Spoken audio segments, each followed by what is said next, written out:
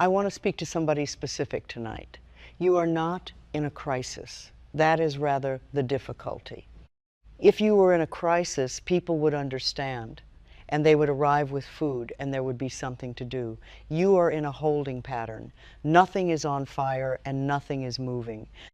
The days are perfectly all right, and they are all rather similar. You are managing. You are getting through. And there is a particular kind of tiredness that comes from getting through over and over for months without anything happening. And it is very hard to explain to anybody because it does not look like anything from the outside. If somebody asks how you are, you say fine. And it is true. It is exactly the problem. And underneath it, if you are honest, there is a question that has been coming up more often lately, usually late in the evening.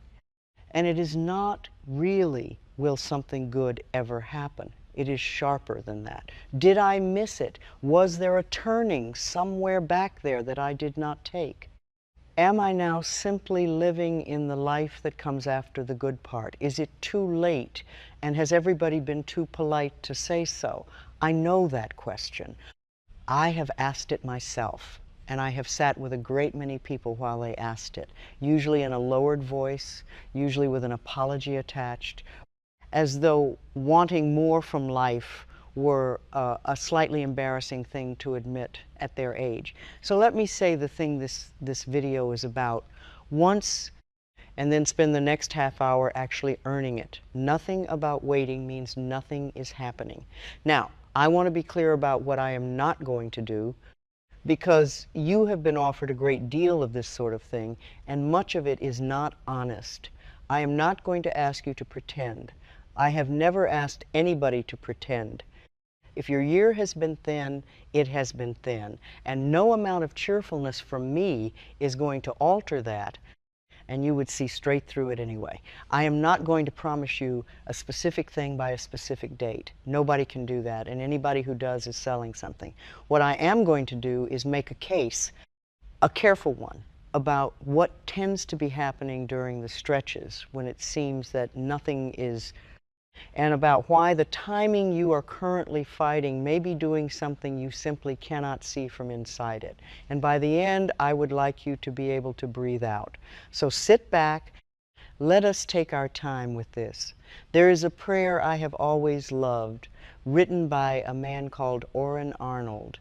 And it goes like this: Dear God, I pray for patience, and I want it right now. Every person alive recognizes themselves in that, and it always gets a laugh.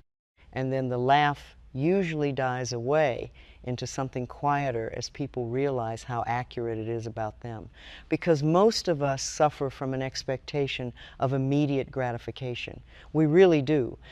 We have been trained into it, and it has become so normal that we no longer notice it as an attitude at all. We simply experience it as the correct speed at which things ought to occur.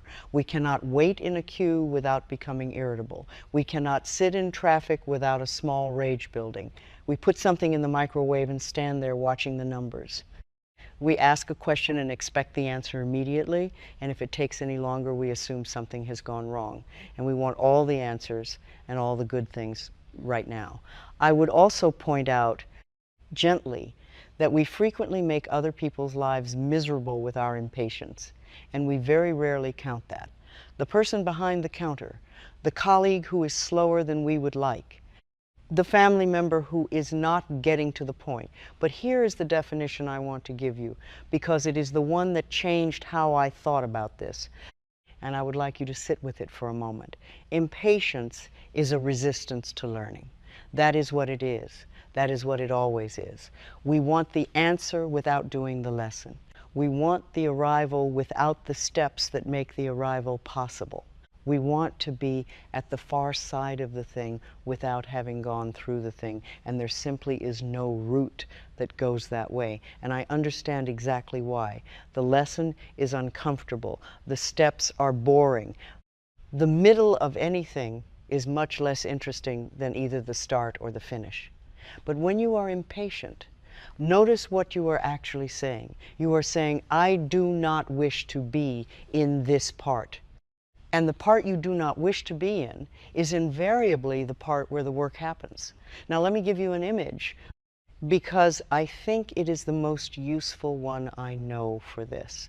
Think of your mind as a garden. To begin with, a garden is simply a patch of dirt.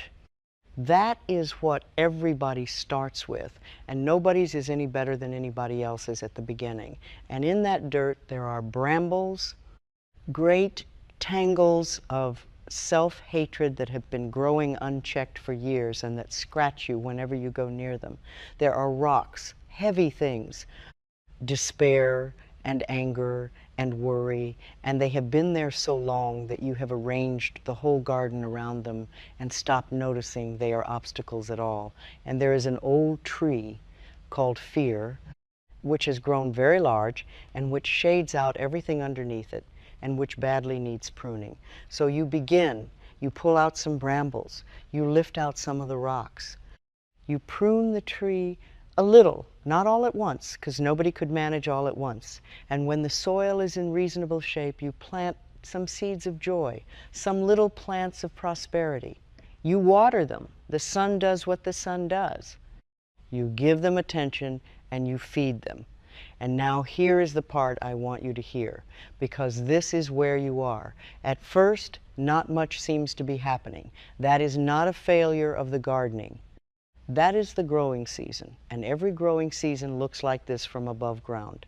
The gardener who cannot bear it and who digs up the seed after 9 days to see how it is coming along gets nothing. The seed dies in their hand, and then that person spends the rest of their life explaining to anybody who will listen that gardens do not work, and that people who talk about gardens are fooling themselves. You do not stop. You keep taking care of it. And if you are patient, it grows and it blossoms. And one morning you walk out and it has happened, and you cannot point to the day it turned. The same is true of a mind. You select which thoughts get nurtured, and then patience does the rest. And the garden of experiences you actually want assembles itself out of that. And there is a second thing about impatience that I want to mention, because it does a great deal of quiet damage. So many people are cursed with perfectionism. And perfectionism will not allow you to learn anything, because if you cannot do it beautifully within the first 3 minutes, you conclude that you are not good enough for it, and you stop. Let me show you something. Clasp your hands together the way you naturally would. Go on, actually do it. Now notice which thumb ended up on top. Now unclasp them and clasp them again with the other thumb on top. It feels strange, does it not? It feels slightly wrong. Something in you wants to correct it. Now do it a few times. The first way, the second way, the first way. And now hold the second way for a moment. How does that feel now? Not so odd, not so bad. You are already getting used to it, and it has been about 20 seconds. That is what learning anything is. It feels wrong at first, and we immediately judge it, and with a very small amount of practice, it becomes normal and natural. We are not going to love ourselves completely in one day, but we can love ourselves a little more each day, and in 2 or 3 months we will have come an enormous distance without any single day having felt like much. And there is a third thing, feeding the impatience, and I would be leaving something out if I did not name it: other people's timing. Because you are not only impatient with life, you are impatient against a comparison. And the comparison is running constantly, and it is running in your pocket. Somebody you went to school with, somebody younger than you who has the thing. The friend whose year appears from the outside to have been remarkable. And there is a running total in your head of where a person ought to be by now, and you are behind on it. Let me say 2 things about that. The first is that you are comparing your inside to their outside, and you have never once had access to anybody's inside except your own. You do not know what that person's evenings are like. You do not know what they are carrying. A great many lives that photograph beautifully are difficult to be inside.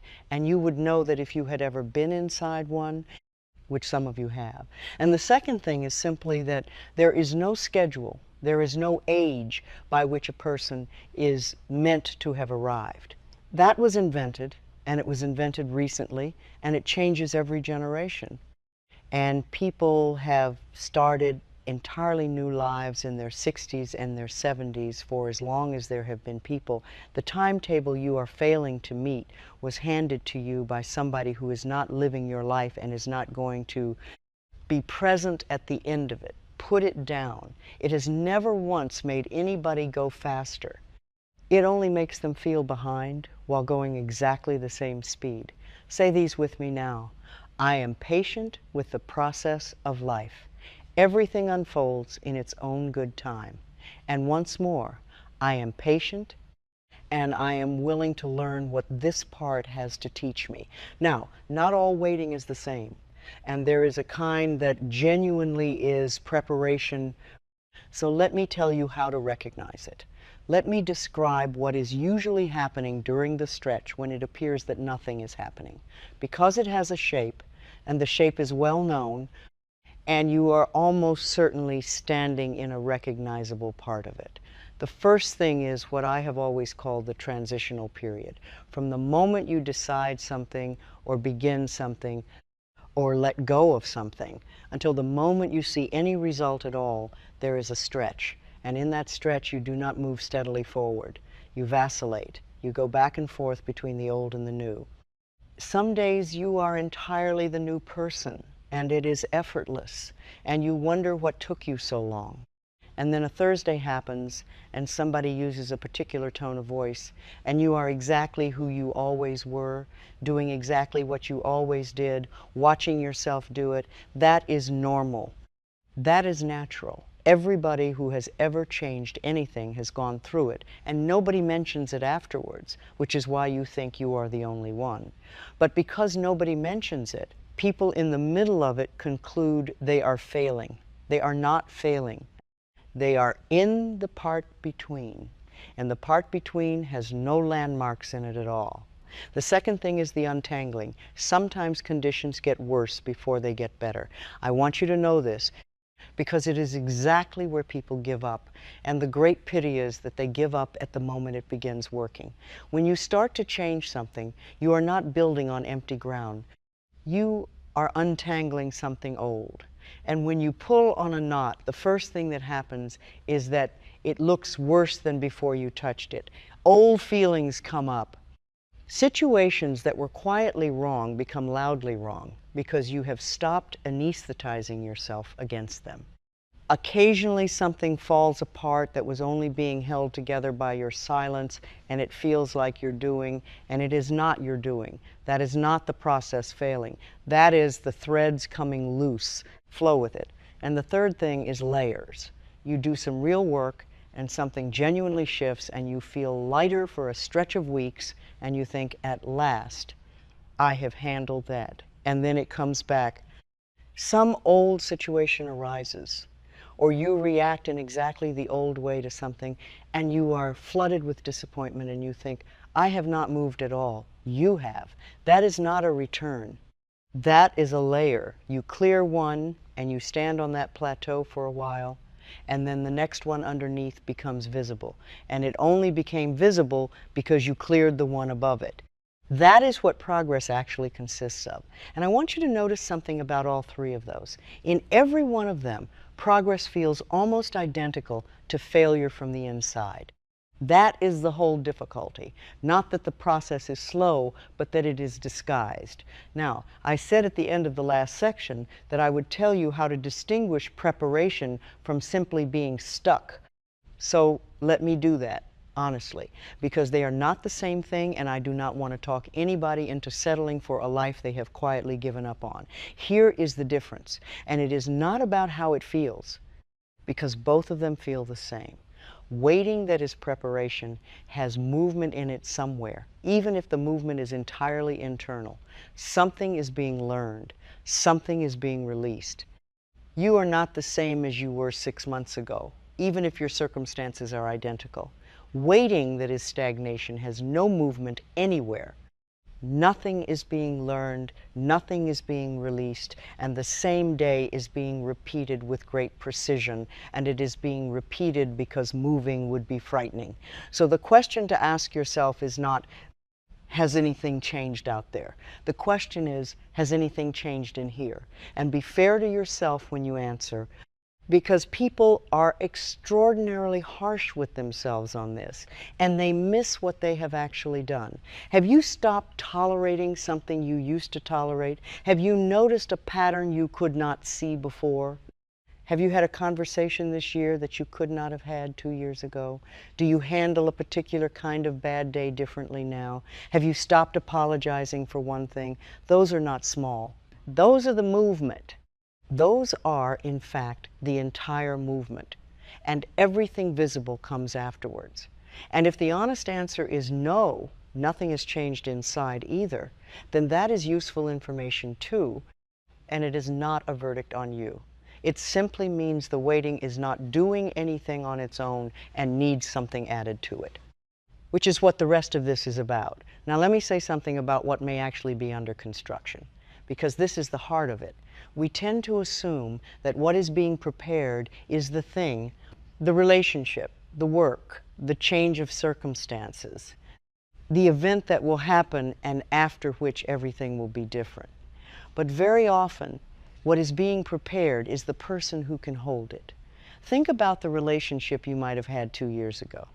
Be honest with what you understood then, with the patterns you were still running, with what you were still willing to tolerate, and what you were still afraid to say.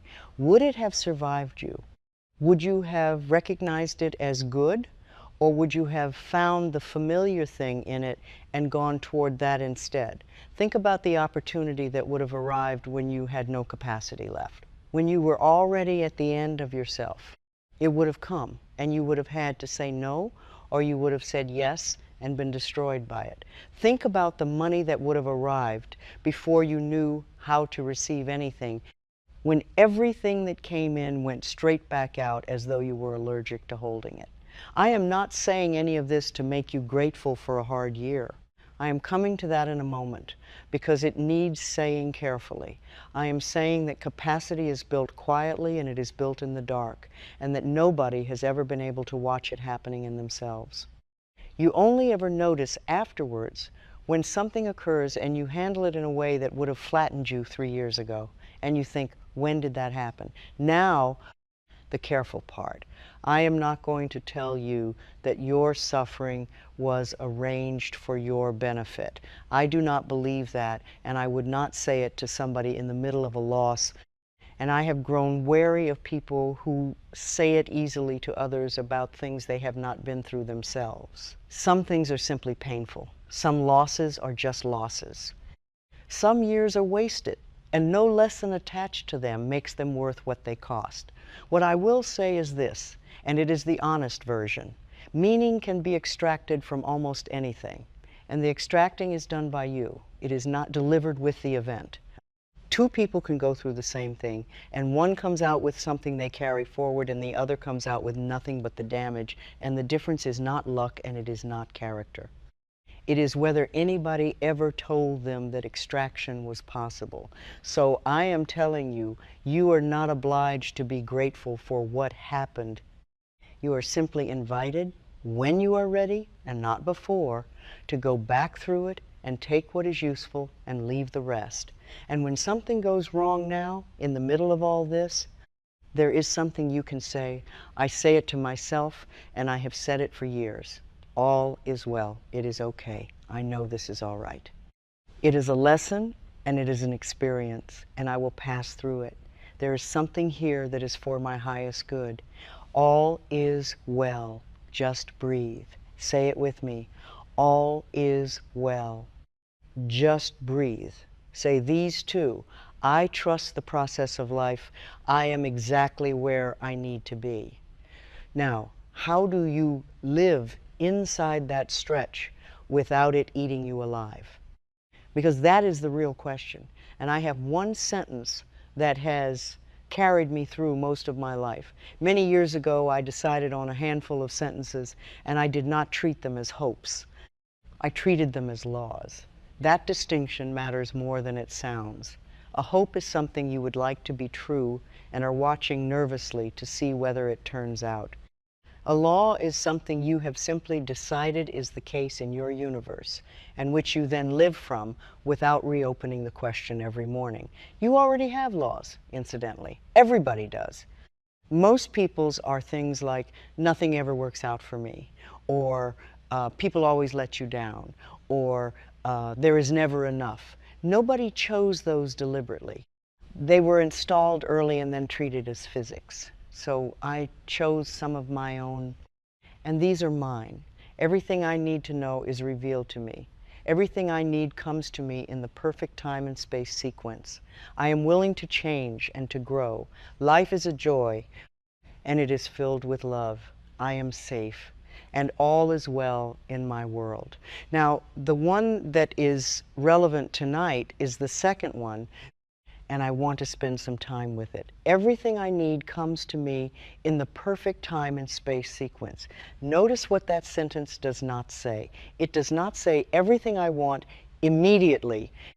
It does not say everything I need on my schedule. It says the sequence is perfect, which means the order is right and the timing is right, and there is a space element as well, because a thing arriving in the wrong place is no use to anybody, and a thing arriving before you are anywhere near ready is not really an arrival at all. That sentence has done an enormous amount of work in my life, not because it made things happen faster, because it took the panic out of the waiting, and the panic was always the expensive part.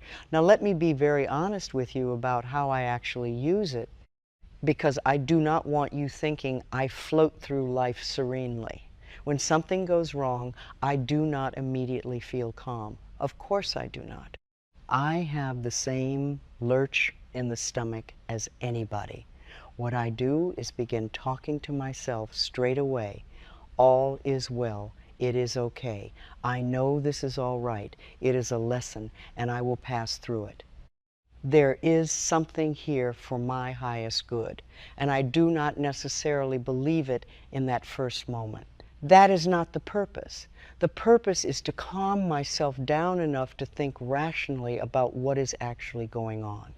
Because a frightened person cannot think and cannot see options and makes their situation considerably worse in the first 48 hours. And then I work through it. Properly, it sometimes takes a good while. I am not skipping the difficulty, I am simply refusing to add panic to it. And here is what I have observed, looking back over a long life. Things that seemed at the time to be great disasters very often turned out rather well in the end. And when they did not turn out well, they at least turned out to be nothing like the disasters they had appeared to be at the beginning. Not always. I'm not claiming always. But often enough that I have stopped issuing verdicts on events in the first week, because my verdicts in the first week have such a poor track record. Now let me tell you a small story, because it shows how this actually operates, and it is so ordinary that it is almost silly. When I was ill some years ago, I became convinced that a particular kind of practitioner would help me. A foot reflexologist, as it happens. And I did not know one. I had no idea where to begin looking, and I was not in a state to conduct a search. And one evening I went to a lecture on something else entirely, for reasons that had nothing to do with any of this. Now, I always sit in the front row, always. I like being close to the speaker, and I have done it for decades. And that night, for no reason I could give you, I felt compelled to sit at the back. And right after I sat down, a foot reflexologist sat down next to me. We began talking, and it turned out that he even made house calls. I did not have to look for him. He came to me. Now, you may explain that however you wish, and I am not going to argue with anybody's explanation. But I will tell you that this sort of thing has happened to me so many times with such regularity that I stopped being surprised by it long ago. And I want to point out the part of that story people skip over, because it is the operative part. I went to the lecture, I got up and got dressed and left the house and went out into the evening, while unwell, to sit in a room and listen to something. The law does not work from an armchair. I believe that everything I need to know is revealed to me, and therefore I keep my eyes and my ears open, and I turn up to things, and I follow the odd impulse to sit somewhere different. That is the arrangement. Life brings it. You have to be in the room, and you have to be looking. So a question for you, and it is a practical one. When did you last go somewhere you did not have to go? Not a great expedition, a talk, a class, a walk in a different direction. The things somebody invited you to that you declined because you were tired, which you were, and which will still be true next Thursday. Because a person who has been in the same 3 rooms for a year is not giving the sequence very much to work with. Say these with me now. Everything I need comes to me in the perfect time and space sequence. Again, slowly. Everything I need comes to me in the perfect time and space sequence. And this one, everything I need to know is revealed to me, and I keep my eyes and my ears open. Now, the question underneath all of this, is life actually doing anything, or are we simply telling ourselves stories to get through the week? I want to take the objection seriously now, because if I do not, then everything I have said tonight is only for people who already agreed with me before they arrived. And the objection is this: some people wait and nothing comes. That is true. I am not going to pretend otherwise. There are people who did everything they were told and held on and stayed hopeful, and the thing did not arrive. There are good people with hard lives, and there always have been, and no arrangement of positive sentences accounts for all of it. If you have watched that happen to somebody, or if it has happened to you, then you are entirely right to be suspicious of a video with a title like this one. I would be suspicious too. I would think, here is another person telling me to keep believing while nothing changes. So let me be careful about what I am actually claiming, because I am not claiming what you may think. I am not claiming that outcomes can be ordered and are guaranteed on request. I have never believed that. I have watched too much life to believe it. What I am claiming is narrower and, I think, considerably more useful. Trust changes how you move through the waiting. And it changes how much you are able to perceive when something does arrive. Those are 2 very concrete things. And neither of them requires the universe to be a vending machine. Let me take them one at a time. The first, how you move through it, because you are going to go through this stretch either way. That part is not optional. The only thing you are choosing is whether you go through it braced or unbraced. And bracing does not produce a single outcome. It never has. Not one thing has ever arrived faster because somebody lay awake worrying about it. All the bracing does is exhaust you, so that you arrive at the far end of the waiting with nothing left to meet it with. I would rather you arrive tired from living than tired from clenching. And here is what fear actually is underneath, because most of the bracing is fear. Fear is a lack of trust. That is all it is. At bottom, we do not trust ourselves, and so we do not trust life. And so we feel we must personally control everything, from the physical level, using our own 2 hands and our own limited understanding. And of course we cannot. Nobody can control everything. So we are frightened all the time, and we call it planning, and we call it being realistic, and we call it knowing how the world works. Now, trust is not doing nothing. I want to say that firmly, because it gets confused constantly. The leap of faith is a very dramatic phrase for something quite quiet. In practice, trust is simply the willingness to proceed without a guarantee. You still do your part. You still apply and ask and turn up and water the garden. You simply do it without requiring a receipt in advance. And the second thing, what trust does to your perception. This is the part that matters most, and I have watched it more times than I can count.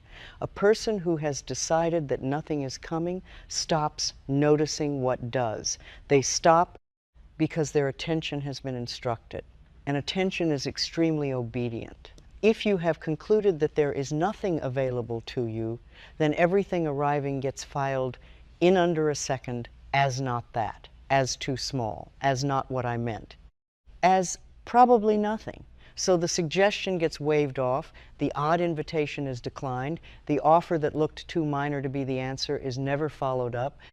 The person who mentions something in passing is not asked to say more. And it is not that the help was withheld. It was declined politely, automatically, by somebody who had already decided how the story goes. That is what trust is for. It is not a magic instrument. It keeps the channel open. It keeps a person turning up and looking and saying yes to small things that do not look like much. And that, in my experience, is precisely how things actually arrive. Not as a complete solution, arriving whole, as a next step, usually a small one, usually not the one you would have chosen. People reject the next step because it is not the whole staircase. They say, well, that would not solve anything, and they are correct. On its own, it would not. But the second step is not visible from where you are standing. It only becomes visible once you are standing on the first one. You are given enough light for the next bit of the path and not 1 inch more. That is how it has always worked. And the people who arrive somewhere are simply the people who walked on the light they had. Now, one more thing. For the person who has been listening to this section and thinking, that is all very well, but I cannot manufacture trust. I have tried. It is not there. I believe you. And I am not going to ask you to produce a feeling you do not have. So take the smaller version instead, because there is one, and it works just as well. You do not have to trust. You only have to be willing to be wrong about it. That is all. You do not have to believe something good is coming. You only have to hold your certainty that nothing is coming a little more loosely than you have been holding it, because that certainty is a belief too. It is not neutral, and it is not simply observation, however much it feels like the plain facts.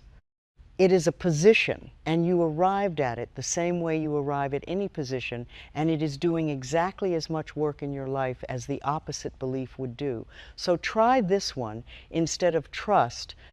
If trust is too far, I am willing to be wrong about this.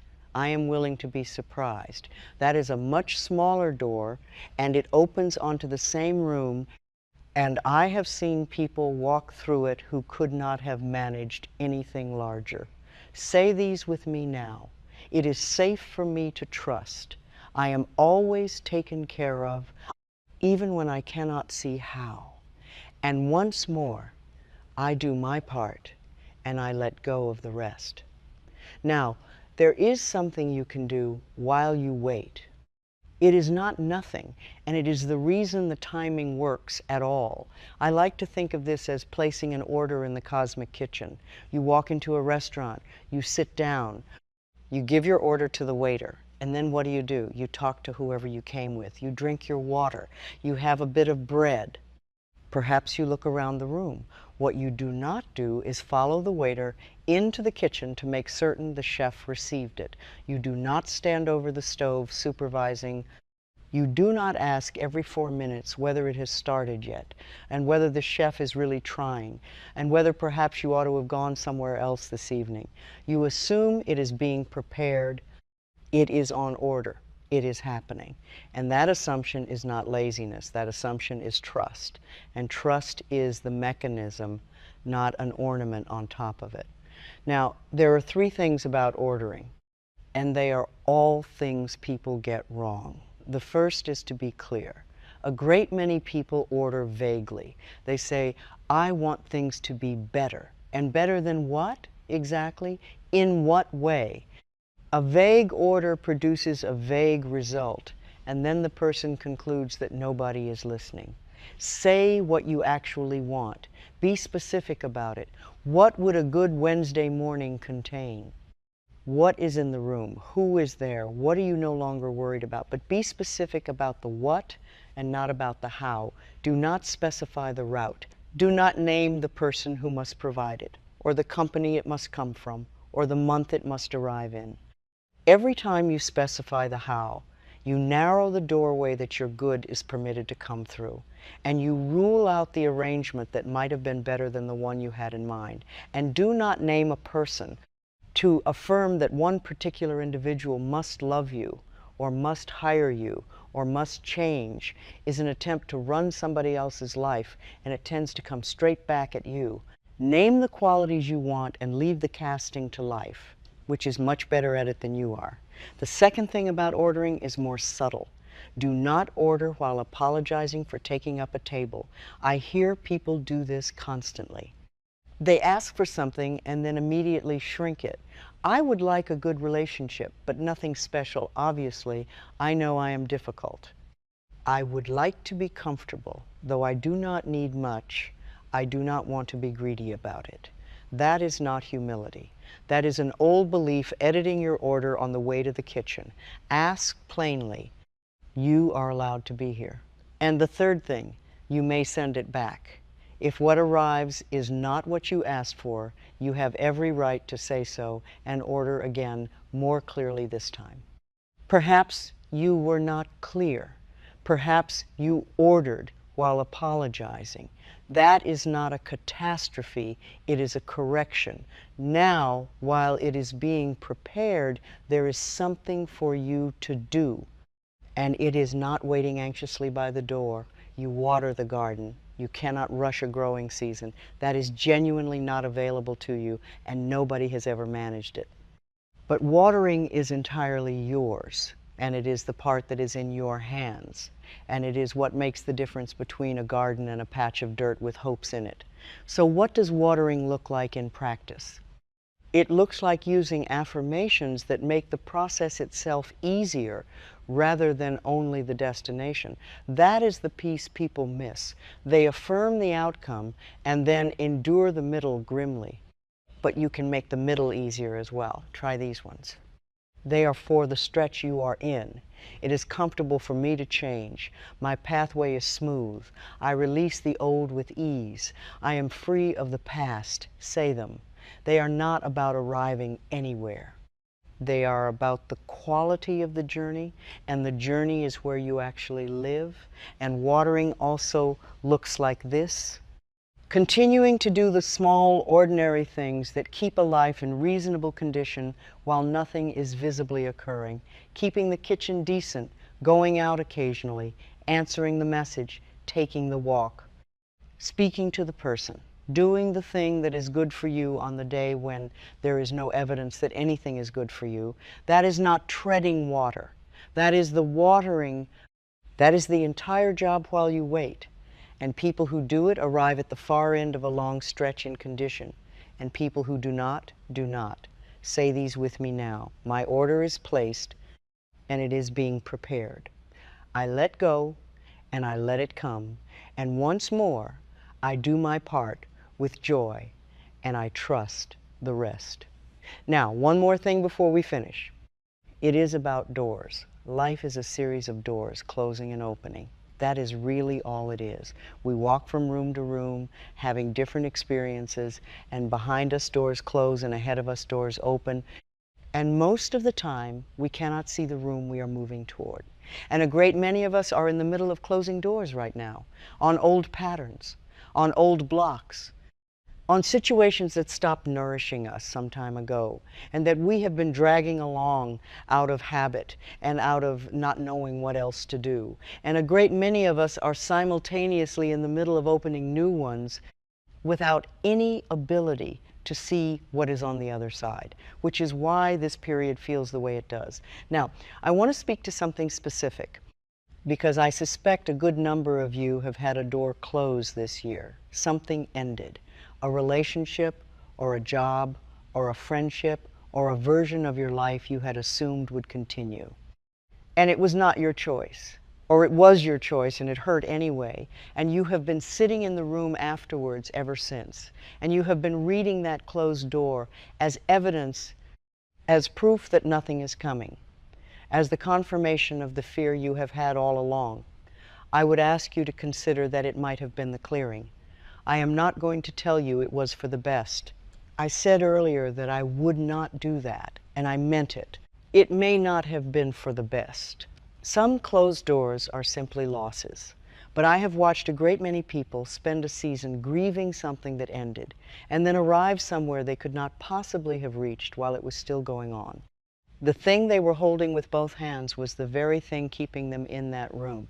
You cannot walk through a new door while you are holding an old one open. It is not a moral principle. It is a matter of hands. And here is the sentence I would like you to take from this whole section, because it is the one that carries everything. It is only change, and you are safe. Say it with me. It is only change, and I am safe. Because change is not danger, however identically the two register in the body. Change is simply movement, and you have been through a great deal of it already. And you are still here, which is the only evidence anybody needs. If you have got this far in your life, then you have made a great many right choices, whatever your opinion of some of them is. So let us open some doors now. I will name them, and you see them opening, one at a time. A door to joy, a door to peace, a door to healing. Whatever healing means for you, because it means something different to everybody. Some of us have bodies that need it. Some of us have hearts that need it. Some of us have minds that need it. A door to prosperity, a door to love, a door to understanding, and a door to compassion, and a door to forgiveness, and a door to freedom. And now the last three, which are really the point of all of it. A door to your own self-worth, a door to your own self-esteem, and a door to your own self-love. See yourself walking through without hurrying, without needing to know what is in the next room before you enter it. You are eternal, and you will go on from experience to experience. And even the last doorway on this planet is not an ending, but the beginning of another adventure. It is only change. And you are safe. Now let us finish quietly, and let us do this together rather than my telling you about it. Get comfortable, take a slow breath in, and let it go, and another. And as you breathe out, let your shoulders come down from around your ears, where they have been living. Let your jaw soften. Let your hands open, palms up if that feels right. There is nowhere else you need to be for the next few minutes. Now I would like you to see yourself standing in a very safe space, wherever that is for you, a room or a hillside or a shore or somewhere that does not exist anywhere except here. It only has to be safe. And you are standing there and you are carrying a great deal, as you have been for months. So let it start to fall away. The burdens first. The things you have been carrying that are heavy and that you cannot put down anywhere in ordinary life, let them fall away from you and land on the ground. The fears, all of them. The middle of the night ones. The ones you have never said out loud to anybody, let them fall. The old patterns. The habits of thought that have been running since before you can remember, the ones that arrive automatically and that you have long since stopped questioning, let them fall away. And the disappointment, the particular weight of a year that did not go as you hoped, let that fall too. Not resolved, just set down, look at it all on the ground around you, and notice how much lighter you are standing. Now open your arms wide. If you are somewhere private, actually do it. Let the body make the shape. And say this, I am open and receptive to, and now finish it yourself. Silently or out loud, say what you actually want, not what you do not want. Not what you would like to escape, what you want. Say it plainly and do not shrink it on the way out. I am open and receptive to. Say it again and add another one if there is another one. And know that it is possible, not certain. Possible, that is all we need tonight. Now see yourself whole. See yourself healthy. See yourself at peace. See yourself filled with love. See your life as you would actually like it to be and put in the details. Not the vague version. Where are you? What is the room like? What is the light doing? Who is there with you? What are you doing on an ordinary morning that you are not doing now? Let it be as good as you can bear. And notice as you do this, if something argues. Something may say, this will not happen. Something may say, you are being ridiculous. At your age, after everything, let it say what it says. And carry on anyway. That voice is not the truth about you. It is only an old tenant, and it has no lease. Know that you deserve it. You deserve to live well, and to be healthy, and to be loved, and loving, and to prosper. And the small child you once were deserves to grow up and have a wonderful life, and it is not too late for that. Whatever age you are as you sit there, take a breath, and before we finish, one more moment.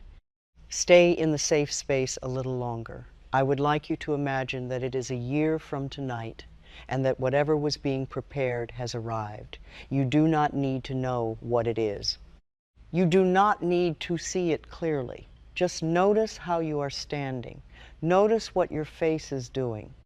Notice what is no longer sitting in your chest that has been sitting there all this year and that you had stopped feeling as a separate thing. And notice that the person standing there is not a stranger. It is you having waited well, which is the only thing that was ever being asked. Let that settle for a moment, and then let it go, and come back here and take one more breath. Now here is the last thing I want to say to you. What is being prepared is not only the thing, it is you. You have been under construction all year, in the dark, mostly, without any of it being visible, which is precisely where construction happens. Nobody has ever watched their own foundations being laid, and you have thought all this time that nothing was going on, that you were simply enduring a flat stretch, that the year was a gap between the parts of your life that count. It was not a gap. You are not the same person who began it. You are more patient than you were, and you know a few things you did not know, and you have survived something that you were not sure you could survive, and that is not nothing. That is capacity, and capacity is the whole prerequisite. So trust the timing, not because I have promised you a date, because I have not and I will not. Trust it because the alternative is to spend the waiting braced, and the bracing has never once shortened anything. Say these with me now, slowly, and let them be the last. Everything I need comes to me in the perfect time and space sequence. I trust the process of life. I am open and receptive to all good, and this one, all is well in my world. Once more, all is well in my world. Now go gently this week. Keep your eyes open. Say yes to one small thing that does not look like much. Something is being prepared, and so are you, and so it is. Click the first link in the description and watch the free healing presentation, where you will learn how to truly heal from the root and finally stop piecing your healing together in fragments. This will show you the complete path to heal fully, gently, and deeply from A to Z.